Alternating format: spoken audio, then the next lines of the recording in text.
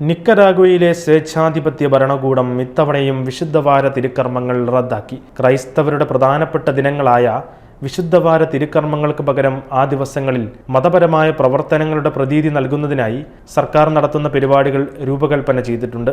2024 നിക്കരാഗ്വയിലെ പള്ളികളിൽ വിശുദ്ധവാര പ്രദക്ഷിണങ്ങൾ തടയാൻ സർക്കാർ ഏകദേശം 4000 പോലീസ് ഉദ്യോഗസ്ഥരെ വിന്യസിച്ചിരുന്നു.